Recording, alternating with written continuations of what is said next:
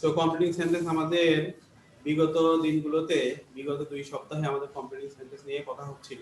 আজকেও আলোচনা হবে যেগুলো আমাদের কমপ্লিটিং সেন্টেন্স পরীক্ষাতে বরাবরই আসে এবং যেগুলো মডেল আমাদের করতে হয়, বা যে সেন্টেন্সগুলো আমাদের কমপ্লিটিং এর মুখোমুখি হতে হয় কমপ্লিটিং সেন্টেন্সের ক্ষেত্রে, সেই সেন্টেন্সগুলো বা ক্লজ নিয়ে কথা বলবো আজকে। কমপ্লিটিং সেন্টেন্সের আজকে প্রথমে আমরা শুরু করব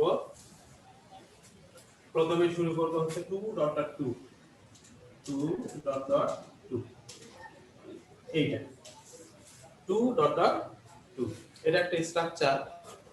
2.2 অর্থাৎ এটা হচ্ছে অ্যাডভার্ব, এটা অ্যাডভার্ব, আর টুটা হচ্ছে প্রিপজিশন।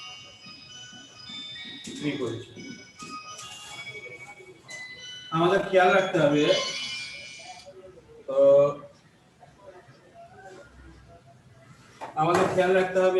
যে 2.2 এর অর্থটা কি। এর অর্থ হচ্ছে এত ডট ডট জে, বা এই অর্থটা অনেক সময় বদলেও যেতে পারে। আমরা এই স্ট্রাকচারটাকে সেটা একটু দেখে নিই। সেটা হচ্ছে যে বাক্যটা নেগেটিভ অর্থ বিন করে,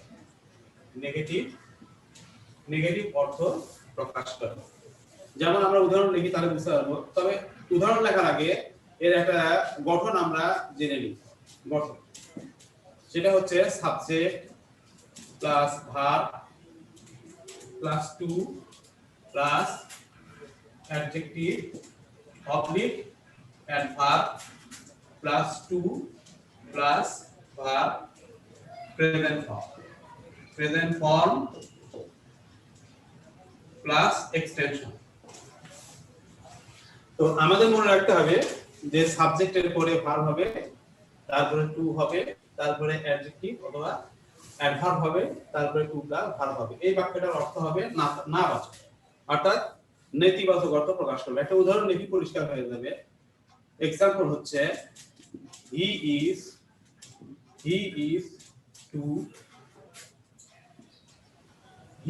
two poor to buy this food. এই ক্লাসগুলো নিয়ে আমরা বিগত দিনের কথা বলছি, তারপরে আজকে একটু স্মরণ করা গিয়ে সেটা হচ্ছে 2.2 এটার বাক্যটা নেগেটিভ। এর অর্থ হচ্ছে সে এত গরিব। এখানে টু এর অর্থ এত, সে এত গরিব টু বাই রিচ ফুড, সে দামি খাবার বা উন্নত ধরনের খাবার কিনতে পারে না। বাক্যটা নেতিবাচক অর্থাৎ না বোধক অর্থ প্রকাশ করে। এর আরেকটা স্ট্রাকচার আছে, আমাদের খেয়াল রাখতে হবে। এই স্ট্রাকচারটা আমাদের পরীক্ষাতে বরাবরই আসে। এই স্ট্রাকচারটা কি? সেটা হচ্ছে যে subject plus verb plus two adjective oblique adverb, তারপরে plus for plus personal object অর্থাৎ ব্যক্তিবাচক অবজেক্ট প্লাস বাকি অংশ, এরকমও থাকতে পারে। এটা নিয়ে আমাদের বহুদিন কথা হয়নি। এটার একটা স্ট্রাকচার হচ্ছে এরকম, বা মানে উদাহরণ হচ্ছে এরকম, যেমন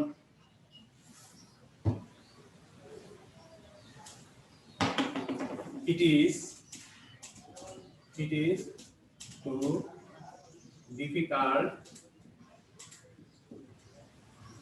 too difficult for me to understand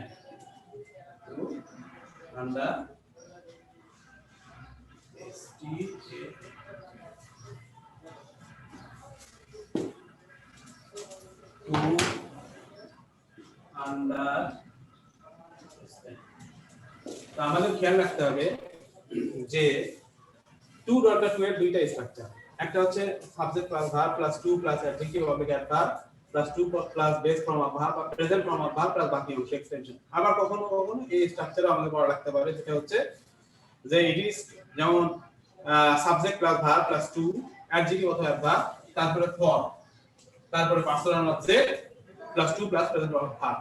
অর্থাৎ এই পার্সোনাল অবজেক্ট যখন আমাদের বাক্যের ভিতরে ইউজ করতে হবে, তখন আমাদের মনে রাখতে হবে যে এখানে যে সাবজেক্টটা থাকে, এই সাবজেক্টটা বিশেষত বেশিরভাগ ক্ষেত্রে মানে বস্তুবাচক হয়। সাবজেক্টটা ব্যক্তিবাচক হচ্ছে, বস্তুবাচক সাবজেক্ট হয়। যেমন এখানে ইট, ইটটা হচ্ছে কোনো বিষয় বা কোনো প্রশ্ন বা কোনো টপিক বা কোনো তথ্য। যেমন আমি উদাহরণ দেখলাম, it is too difficult for me to understand. এই বাক্যটা নেগেটিভ অর্থ মিন করে। আবার বলি, অর্থাৎ এটা এত কঠিন আমার জন্য বা আমার কাছে টু আন্ডারস্ট্যান্ড, সেটা বোঝা যায় না বা আমি বুঝতে পারি না। অর্থাৎ টু ডট টু এর স্ট্রাকচারটা আমাদের মনে রাখতে হবে এইভাবে। অর্থাৎ পরীক্ষাতে দেওয়া থাকতে পারে যে subject plus verb plus two plus adjective দেওয়া থাকবে, বাকিটুকু আমাদের অনেক সময় ফিল আপ করতে হবে। যেমন এইটুকু থাকতে পারে, যেমন আগের বাক্যতে এইটুকু গ্যাপ পূরণ করা রাখতে পারে, হ্যাঁ, অথবা দেখা যাবে যে এই টু এর পরে বাকিটুকু হয়তো আমাদের অর্থ অনুযায়ী লেখা রাখতে হবে। তো আমাদের মনে রাখতে হবে যে সাবজেক্টের পরে ভার্ব, ভার্বের পরে যদি টু থাকে তাহলে আমাদের মনে রাখতে হবে এরপরে সবসময় একটা অ্যাডজেক্টিভ অথবা অ্যাডভার্ব বসবে। তারপরে যদি পার্সোনাল অবজেক্টের দরকার হয় অর্থ অনুযায়ী সেটা আনতে হবে। আর তারপরে ইনফিনিটিভ অর্থাৎ to plus base form of verb, অর্থাৎ টু ডট টু প্রথমে টি ডবল ও থাকতে পারে, পরে আমাদের ইনফিনিটিভ সহ বাক্য লিখতে হবে। অবশ্যই মনে রাখতে হবে যে এই বাক্যটার অর্থ নেতিবাচক হবে, নাবাচক হবে। আচ্ছা, এটা হচ্ছে টু ডট টু এর নিয়ম, এটা পরীক্ষাতে বরাবরই আসে। আচ্ছা, তারপরে আজকে আরেকটু কথা বলবো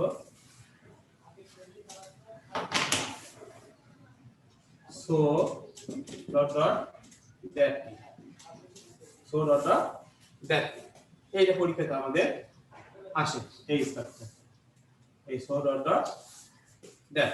এর অর্থ হচ্ছে সো ডট ডট এত, তাহলে এখানে টু ডট ডট টু ও যা, সো ডট ডট দ্যাটও তাই, অর্থটা এরকম একই কেন? শিক্ষার্থীদের উদ্দেশ্যে আমি এখানে একটা গুরুত্বপূর্ণ তথ্য দিয়ে রাখি, সেটা হচ্ছে টু ডট ডট টু এই স্ট্রাকচারে যদি বাক্য থাকে তাহলে এটা হয় হলো সিম্পল সেন্টেন্স। সিম্পল সেন্টেন্সে একটা সাবজেক্ট ও একটা ফাইনাইট ভার্ব, তারপরে একটা অবজেক্ট অথবা সাবজেক্ট প্লাস প্রেডিকেট যখন আমরা থাকবে দেখবো, এইটা হচ্ছে সিম্পল সেন্টেন্স। আর কমপ্লেক্স সেন্টেন্স হচ্ছে যে কমপ্লেক্স সেন্টেন্সে আমাদের একটা প্রিন্সিপাল ক্লজ থাকে, একটা সাবঅর্ডিনেট ক্লজ থাকে। অর্থাৎ টু ডট টু কে যদি আমরা কমপ্লেক্স সেন্টেন্সে রূপান্তরিত করি তাহলে টু এর জায়গায় সো হয় আর টু এর জায়গায় দ্যাট হয়। অর্থাৎ সো ডট ডট দ্যাট, এখানে দ্যাটটা হচ্ছে সাবঅর্ডিনেট কনজাংশন, এটা কমপ্লেক্স সেন্টেন্স। আমরা ওই বাক্যটা লিখবো, সেটা হচ্ছে যে এক্সাম্পল, আগে গঠনটা লিখে দিই। গঠন, এই বাক্যের গঠনটা কেমন হবে, সেটা হচ্ছে subject plus verb plus so plus adjective oblique adverb plus that plus can not oblique could not plus extension, মানে বাকি অংশ। তো আমাদের খেয়াল রাখতে হবে যে টু ডট ডট টুটাকে যদি আমরা সিম্পল থেকে কমপ্লেক্স করি তাহলে আমাদের সো ডট ডট দ্যাটে আমাদের করতে হবে। তবে সো ডট ডট দ্যাটের নিয়মে করলে আমরা এইভাবে করতে পারি, সেটা হচ্ছে যে subject plus verb plus so plus adjective অথবা অ্যাডভার্ব, তারপরে দ্যাট থেকে বাকি অংশ। তবে অবশ্যই সো এর পরে সাধারণত বাক্যটা নেগেটিভ করলে ক্যান নট আসবে অথবা কুড নট অবশ্যই আনতে হবে, সেটা আমাদের খেয়াল রাখতে হবে। একটা উদাহরণ লিখি যে he is so lazy that he cannot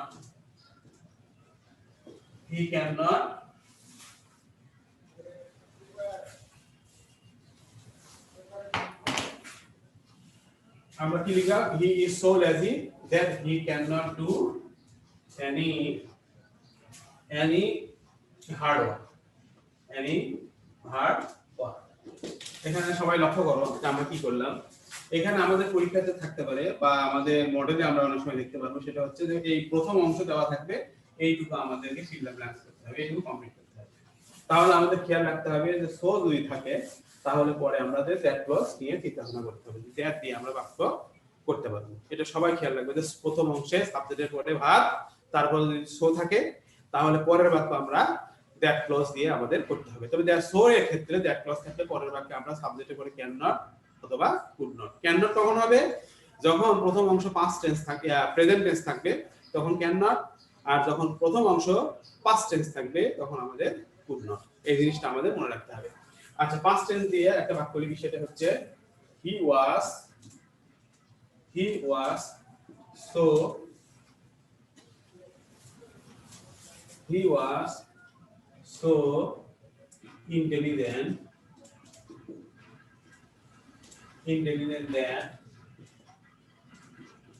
he cannot was করছি আমরা he could not make any mistake খেয়াল রাখতে হবে আমরা কি করলাম he was so intelligent that সে এত বুদ্ধিমান যে he could not make any mistake সে কোনো ভুল করতে পারে না তো এখানে আমাদের খেয়াল রাখতে হবে যে প্রথম অংশ যদি সো থাকে তাহলে পরে দ্যাট ক্লজ আমাদের could not করা যেতে পারে আর প্রথম অংশ যদি আমাদের প্রেজেন্ট টেন্স থাকে তাহলে পরের অংশ আমরা ক্যান নট করতে পারি এই বাক্যটা আমাদের পরীক্ষাতে বরাবরই আসে এটা আমাদের খেয়াল রাখতে হবে যে টু এর স্ট্রাকচারে বাক্য আসতে পারে সো দ্যাট এর স্ট্রাকচারে বাক্য আসতে পারে তবে এইখানে একটা মজার বিষয় আছে সেটা হচ্ছে যে আমরা যখন এই বাক্যটাকে যেমন এই বাক্যটা হচ্ছে কমপ্লেক্স সেন্টেন্স আমি আগেই বলছি যে সো দ্যাট এখানে সাবঅর্ডিনেটিং কনজাংশন এটা হচ্ছে কমপ্লেক্স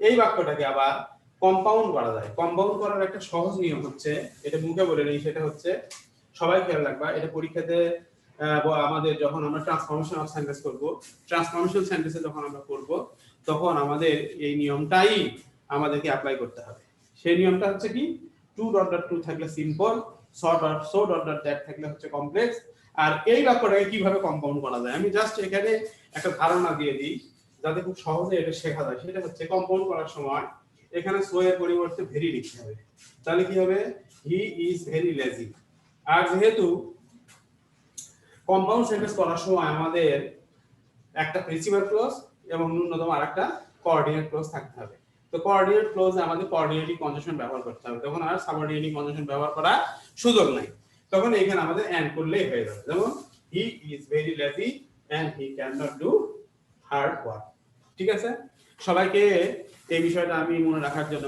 বলবো সেটা হচ্ছে যে এইটা হচ্ছে তিনটা নিয়ম বরাবরই আমাদের পরীক্ষাতে আসে সেটা হচ্ছে টু হচ্ছে সিম্পল সেন্টেন্স সো ওইখান থেকে যখন আমরা কমপ্লেক্স করব তখন সো দ্যাট আমরা করতে পারবো আর কম্পাউন্ড সেন্টেন্স করার সময় সো এর জায়গায় এন্ড সো এর জায়গায় আমরা কি করব এন্ড করব আর দ্যাট এর জায়গায় সো এর জায়গায় আমরা হচ্ছে ভেরি করব সো এর জায়গায় ভেরি করব আর দ্যাট এর জায়গায় আমরা এন্ড ইউজ করব তাহলেই আমাদের কম্পাউন্ড সেন্টেন্স হয়ে যাবে অর্থাৎ কোঅর্ডিনেটিং কনজাংশন আমাদের ব্যবহার করতে হবে তারপরে আমাদের সাবজেক্ট তারপরে ভার্ব অর্থাৎ কম্পাউন্ড সেন্টেন্সের স্ট্রাকচার হচ্ছে একটা প্রিন্সিপাল ক্লজ একটা কোঅর্ডিনেট ক্লজ তাহলে আমরা এখানে শিখলাম অনেক কিছুই মোটামুটি আমরা এই সমস্ত বিষয়গুলো যদি আমরা একটু ভালো করে খেয়াল করি তাহলে এগুলো উত্তর পরীক্ষাতে পারা সম্ভব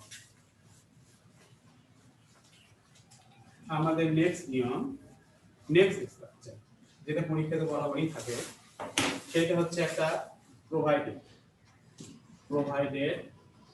অবলিক প্রোভাইডিং দ্যাট এটা একই অর্থ প্রকাশ করে আর একটা হচ্ছে প্রোভাইডেড দ্যাট এর অর্থ এই তিনটারই অর্থ হচ্ছে এই শর্তে অথবা এই শর্তেতে এগুলো সবই হচ্ছে সাবঅর্ডিনেটিং কনজাংশন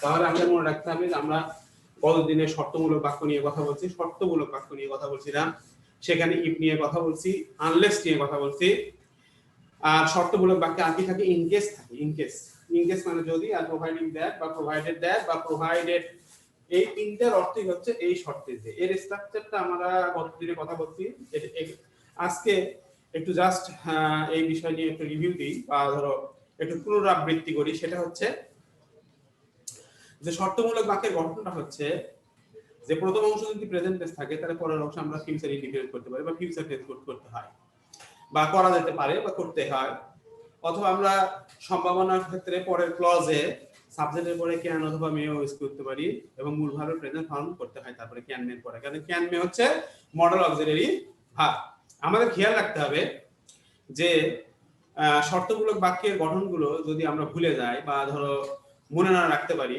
তাহলে আন্দাজে বাক্য করলে আমরা অর্থবোধক বাক্য তৈরি করতে পারবো না এবং বাক্য লিখলে সেখান থেকে মার্কস অর্জন করা সম্ভব নয় অতএব এগুলো আমাদের মুখস্থ করতে হবে সেটা হচ্ছে যে provided, providing that R provided that, এই তিনটার ক্ষেত্রে একই নিয়ম। সেটা হচ্ছে যে একটা উদাহরণ লিখি, তাহলে আমরা পরিষ্কার হয়ে যাবে যে হি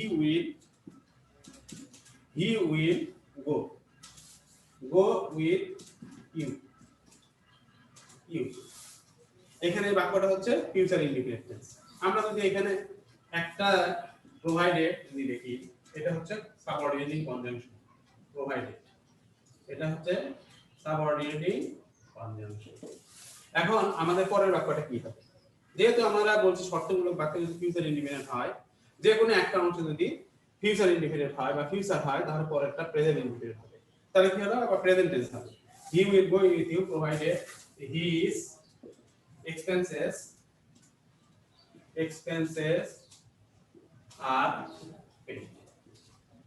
সবাই লক্ষ্য করো যে কি লিখলাম, দেখো লক্ষ্য করে, সেটা হচ্ছে যে provided, providing that R provided that, এটা হচ্ছে শর্তমূলক বাক্য। শর্তমূলক বাক্যের গঠন হচ্ছে যে কোনো একটা অংশে প্রেজেন্ট টেন্স থাকলে পরের অংশ, আগের অংশ যদি প্রেজেন্ট টেন্স হয় তাহলে পরের অংশ ফিউচার, আর যদি পরের অংশ ফিউচার হয় তাহলে আগের অংশ প্রেজেন্ট ইনডিফিনিট। এটাই হচ্ছে স্ট্রাকচার। আমি এখানে বাক্য লিখছি he will go with you, সে তোমার সাথে যাবে, প্রোভাইডেড এই শর্তে হিজ এক্সপেন্সেস আর পেইড, যদি তার খরচাপাতি দিয়ে দেওয়া হয় বা খরচাপাতি প্রদান করা হয়। এক্সপেন্সেস মানে খরচ। আচ্ছা, খেয়াল করো, এটাই যদি আবার আমরা যদি এরকম থাকতো he would go with you, অর্থ হচ্ছে সে তোমার সাথে যেত, প্রোভাইডেড হিজ এক্সপেন্সেস, এখানে আর হবে না, ওয়ার হবে। লক্ষ্য করো আমরা কিভাবে শিখতেছি, সেটা হচ্ছে যে প্রোভাইডেড দ্যাট আর প্রোভাইডেড শুধু, এটা হচ্ছে সাবঅর্ডিনেট কনজাংশন, শর্ত বোঝায়। তো এখানে দেখো উডটা আমরা কি করছি, এটা পাস্ট টেন্স মানে ফিউচার পাস্ট আর কি, মানে ফিউচারকে যখন আমরা অতীতে ব্যবহার করব তখন আমাদের উড ব্যবহার করতে পারি, তারপরে আমরা উড ব্যবহার করতে পারি অথবা মাইট ব্যবহার করতে পারি। এগুলো সবই হচ্ছে মডাল অক্সিলারি ভার্ব। তো আমাদের খেয়াল করে দেখো, সেটা হচ্ছে যে আমরা প্রথম অংশে উড ব্যবহার করছি, এটা অতীত হয়ে গেছে, পাস্ট টেন্স হয়ে গেছে। এই জন্য প্রোভাইডেড দ্যাটের পরে আমাদের কি করতে হবে, পাস্ট টেন্স করতে হবে। তাহলে কি হলো, আমরা প্রেজেন্ট টেন্স করছিলাম আর পাস্ট টেন্সে আমরা কি করলাম, ওয়ার করলাম। এটা ওয়ার থাকার কারণে এখানে উড হবে, এখানে উড থাকার কারণে আমাদের পাস্ট টেন্স হবে। এটা খেয়াল রাখতে হবে। শর্তমূলক বাক্যের গঠনই হচ্ছে এরকম। আবার যদি এটা এরকম থাকে যে হি উড হ্যাভ, যদি উড হ্যাভ থাকে, এটা থার্ড কন্ডিশন বলা হয় উড হ্যাভ, এই হ্যাভ এর পরে গন হবে এটা। তাহলে কি হবে, he would have gone with you provided his expenses, এখানে আর ওয়ার হবে না, তখন এটা কি হবে, হ্যাভ বিন পেইড।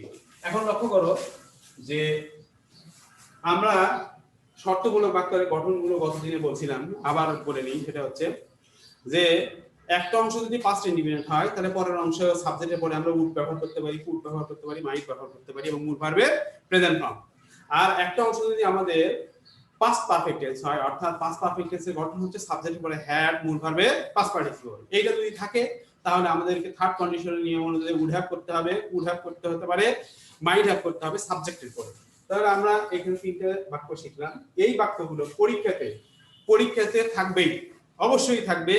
অতএব শর্তমূলক বাক্যের গঠনগুলো আমাদের মনে রাখা ছাড়া কোনো বিকল্প নেই। সবাইকে আমি অনুরোধ করব বা সবাইকে বলে রাখবো, সেটা হচ্ছে এই সমস্ত বাক্যগুলো আমাদের একদম মুখস্থ রাখতে হবে, এবং এগুলো বারবার বাসায় আমাদেরকে অনুশীলন করতে হবে। তো শর্তমূলক বাক্যের মধ্যে এই প্রোভাইডেডও পড়ে। আমরা যদি এখানে প্রোভাইডেড বা প্রোভাইডিং দ্যাট বা প্রোভাইডেড শুধু যদি ব্যবহার করার পরে যদি আমরা এখানে আরেকটা যদি কনজাংশন ইউজ করি, সেটা হচ্ছে ইন কেস মানে হচ্ছে যদি, এইটাও পরীক্ষাতে থাকে। ইন কেস সাধারণত আমাদের এই প্রোভাইডেড বা প্রোভাইডিং দ্যাট এগুলো সাধারণত দুই ক্লজের মাঝখানে ব্যবহৃত হয়। যখন মাঝখানে ব্যবহৃত হবে তখন আমাদেরকে শর্তমূলক বাক্যের যে গঠন আছে এইটা আমাদেরকে প্রয়োগ করতে হবে। তো ঠিক আছে, আজকে আমরা আরো কিছু বিষয় নিয়ে কথা বলবো। এখান থেকে আমাদের মনে রাখতে হবে যে আমরা কি শিখলাম, শর্তমূলক বাক্যের গঠনগুলো আমাদের শেখার মধ্যে অবশ্যই অন্তর্ভুক্ত রাখতে হবে, আর না হলে শর্তমূলক বাক্য আমরা পারব না। তারপরে নেক্সট আমরা আরো কিছু বাক্য নিয়ে কথা বলবো। যে কিছু বাক্য আছে যেমন এরকম থাকবে, এটা নিয়ম আর কি, আই উইশ থাকে। আই উইশ এর পরে আমি এখানে দেওয়া থাকবে ফিল দ্য ব্ল্যাঙ্ক। আমি কি লিখবো, আই উইশ অর্থাৎ আমি ইচ্ছা করি বা আমি যদি। আচ্ছা, এখানে নিয়ম হচ্ছে যে আই উইশ থাকলে পরের বাক্যটা পাস্ট টেন্স করতে হবে। কি করতে হবে? পাস্ট ইনডিফিনিট টেন্স করতে হবে। I wish I were a king. এর বাংলাটা হচ্ছে আমি যদি রাজা হতাম। আমি যদি রাজা হতাম তাহলে নিয়ম হচ্ছে আই উইশ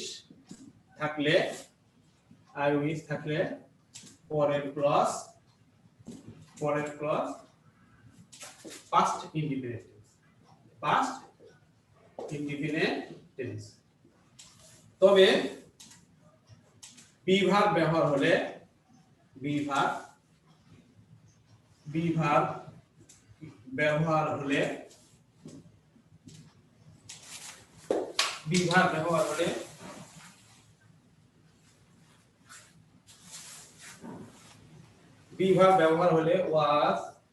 ওয়াজ না হয়ে ওয়ার হবে।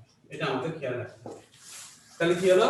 আমাদের মনে রাখতে হবে যে আই উইশ থাকলে পরের ক্লজে আমরা সাবজেক্টে পরে ওয়াজ না করে ওয়্যার করতে পারি। এইটা কেন হলো? এরকম বাক্য আমাদের কেন লিখতে হবে? তো সেইটার ব্যাখ্যা বলতেছি। সেটা হচ্ছে যে এটাকে বলা হয় সাবজেক্টিভ মুড। মুড আমাদের মুড সম্পর্কে একটা বলি।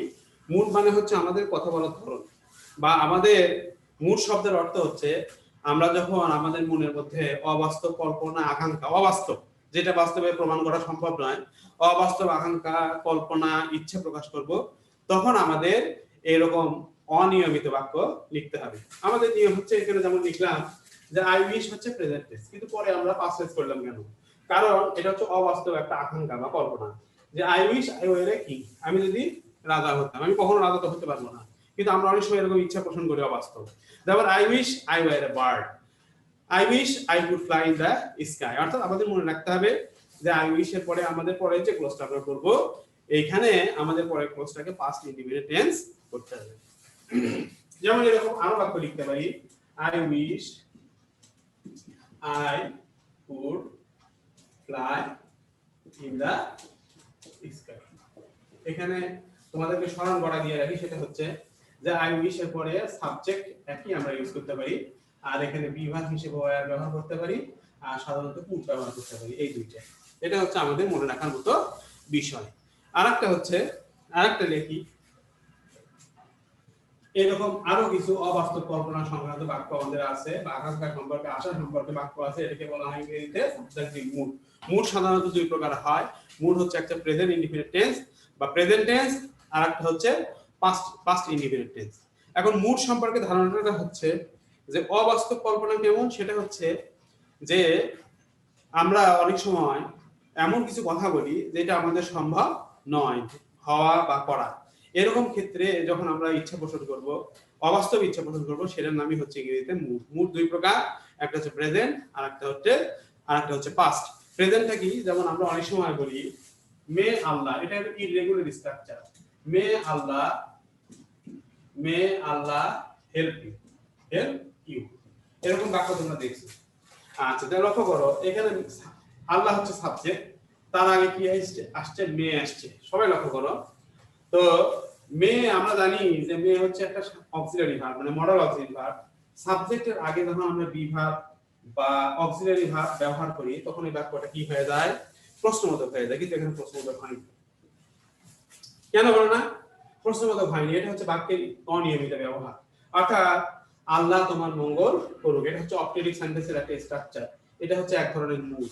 যেমন আমরা অনেক সময় দেখি God bless you, God bless you. এখানে গডটা হচ্ছে একটা সিঙ্গুলার সাবজেক্ট। আমরা জানি যে গড যখন ব্যবহার করব আমরা, তখন এখানে ব্লেসটা প্রেজেন্ট ইনডিফিনিট টেন্সে সাবজেক্টের পরে যখন আমরা দেখব যে সাবজেক্ট থার্ড পারসন সিঙ্গুলার আছে, তখন ভার্বের সাথে এস বাই এস যোগ হয়। কিন্তু এখানে হয়নি। কেন হলো না?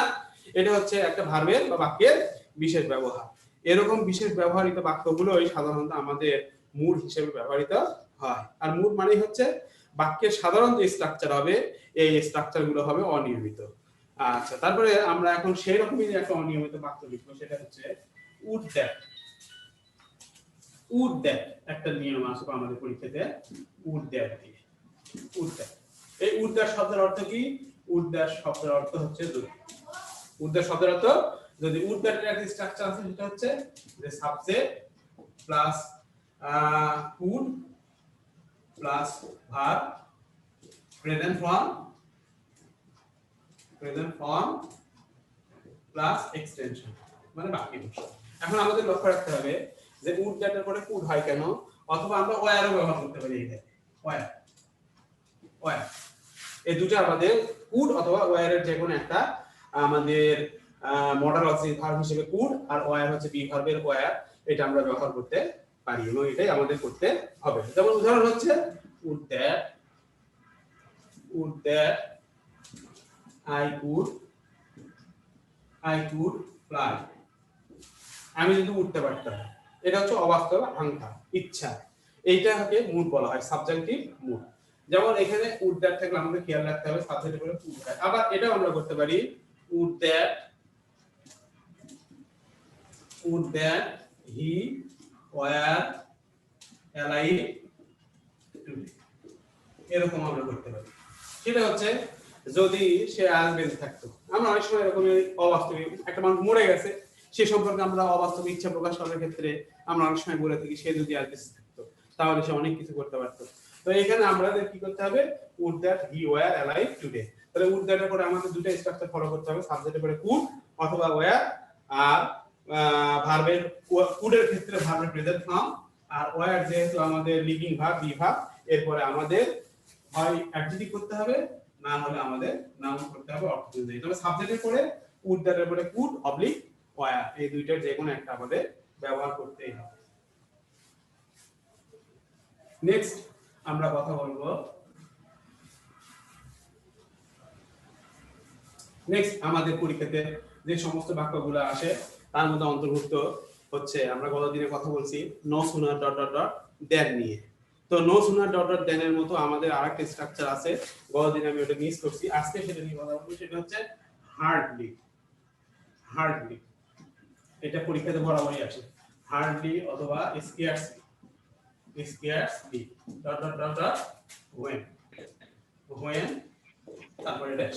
হ্যাঁ ভাই, হ্যাঁ সময় শেষ হয়ে গেছে কিন্তু। আচ্ছা ঠিক আছে, সময় শেষ, কতক্ষণ ক্লাস নেবেন? আচ্ছা ঠিক আছে, ধন্যবাদ। তো হার্ডলি স্কেয়ারসলি এইটা নিয়ে আমরা আগামী দিন কথা বলবো। তো আজকে এই পর্যন্তই। আমাদের কম্পিটিটিভ সেন্টেন্সের যে রুলস গুলো নিয়ে বাকি ক্লাসে আমরা কথা বলছি, এই রুলস গুলো যদি আমরা আমাদের যে চ্যানেল ইউটিউবে আছে আমাদের পরিসরে এই ইউটিউব চ্যানেলে আমরা ফলো করি বা ইউটিউব চ্যানেলগুলো আমরা যদি একটু দেখার চেষ্টা করি, তাহলে আমরা এই কম্পিটিটিভ সেন্টেন্স গুলো আমরা খুব ভালোভাবে শিখতে পারবো। তো সবাইকে সবার শিক্ষার আগ্রহ তৈরি হোক, সবার শিক্ষার ক্ষেত্রে নিজেদের আন্তরিক হোক, সবার সুস্বাস্থ্য কামনা করে আজকে ক্লাসে পর্যন্তই। সবাইকে অসংখ্য ধন্যবাদ। আসসালামু আলাইকুম।